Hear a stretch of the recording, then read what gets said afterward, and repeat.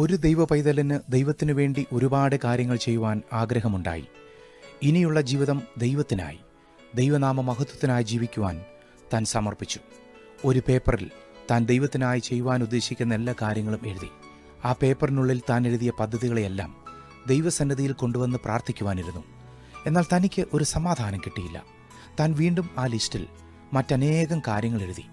കൂടുതൽ പദ്ധതികൾ ഉൾപ്പെടുത്തി ആ ലിസ്റ്റ് താൻ കൂടുതൽ വിപുലീകരിച്ചു. വളരെയധികം നിർണായകമായ കാര്യങ്ങൾ അടങ്ങിയ ആ ലിസ്റ്റ് ദൈവസന്നിധിയിൽ കൊണ്ടുവന്നു. എങ്കിലും തനിക്ക് സമാധാനം കിട്ടിയില്ല. അവസാനം താൻ ഒരു ബ്ലാങ്ക് പേപ്പർ ദൈവസന്നിധിയിൽ കൊണ്ടുവന്ന് അതിൻ്റെ അടിയിൽ ഒരു ഒപ്പിട്ടു. എന്നിട്ട് താൻ പ്രാർത്ഥിച്ചു, ദൈവമേ, ഇതെൻ്റെ ശേഷിച്ച ജീവിതമാണ്. ഇതിനുള്ളിൽ എനിക്കിനി ഒരു ഇഷ്ടവും അവശേഷിക്കുന്നില്ല. എൻ്റെ എല്ലാ ചിന്തകളും പദ്ധതികളും എല്ലാം തിരുസന്നിധിയിൽ ഞാൻ സമർപ്പിക്കുന്നു. എനിക്കാവശ്യം അങ്ങയുടെ ഹിതമാണ്. നമ്മുടെ ആഗ്രഹങ്ങൾക്ക് ദൈവത്തെക്കൊണ്ട് ഒപ്പിടുവിക്കുന്നതല്ല ദൈവഹിതം. നമ്മുടെ ജീവിതത്തെ സമ്പൂർണ്ണമായി ദൈവസന്നിധിയിൽ സമർപ്പിക്കുമ്പോൾ ദൈവം നമ്മിൽ ചെയ്തെടുക്കുന്ന തൻ്റെ പ്രവൃത്തികളാണ് ദൈവഹിതം.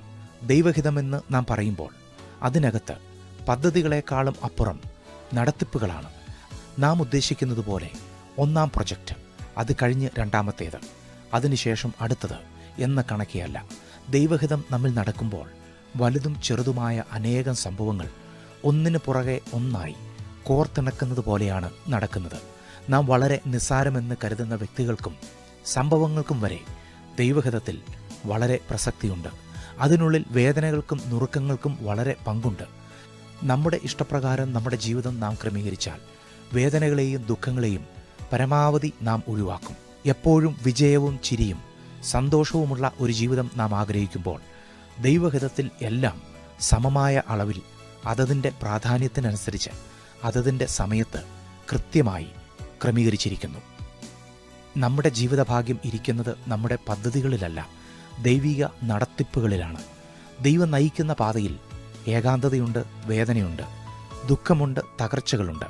എന്നാൽ അവിടെ ദൈവസാന്നിധ്യവും കൂടെയുണ്ട്. ദൈവസാന്നിധ്യമാണ് ദൈവിക നടത്തിപ്പുകളുടെ ഏറ്റവും വലിയ പ്രത്യേകത. ദൈവം നമ്മോട് കൂടെയുണ്ടെങ്കിൽ സിംഹക്കുഴിയോ തീച്ചൂളയോ അസ്ഥിത്താഴ്വരയോ അലറുന്ന ആഴക്കടലോ തീനാളങ്ങളോ നമ്മുടെ ജീവന് ഹാനി വരുത്തുകയോ ദൈവഹിതത്തിന് മങ്ങലേൽപ്പിക്കുകയോ ഇല്ല. ഒരു സംഭവം എന്ന കണക്കെയാണത് പോകുന്നത്. ഒരു ദിവസം എന്ന രീതിയിൽ അത് പോയിക്കൊണ്ടിരിക്കുന്നു. അടുത്ത നിമിഷം എന്തെന്ന് അറിയാത്ത യാത്രയാണിത്. ഒരൊറ്റ കാൽച്ചുവട്, അടുത്ത ചുവട് എവിടെ വയ്ക്കണമെന്നറിയാത്ത നടത്തം. ചിലപ്പോൾ മരുഭൂമി പോലെ ഒന്നും കാണില്ലായിരിക്കും. പക്ഷെ ഇതെല്ലാം സംഭവിച്ചു തീരുമ്പോൾ നീ ഉൾപ്പെടെ സകലരും അതിശയിക്കും. നീ ആദ്യം പ്ലാൻ ചെയ്തതിനേക്കാൾ അതിമനോഹരമായി അത് അവസാനിക്കും. ദൈവമേ, നിങ്കലേക്ക് ഞാൻ എൻ്റെ മനസ്സ് ഉയർത്തുന്നു. എൻ്റെ ദൈവമേ, നിന്നിൽ ഞാൻ ആശ്രയിക്കുന്നു. ഞാൻ ലജ്ജിച്ചു പോകരുതേ. നിന്നെ കാത്തിരിക്കുന്ന ഒരുത്തനും ലജ്ജിച്ചു പോകുകയില്ല. ദൈവമേ, നിൻ്റെ വഴികളെ എന്നെ അറിയിക്കണമേ.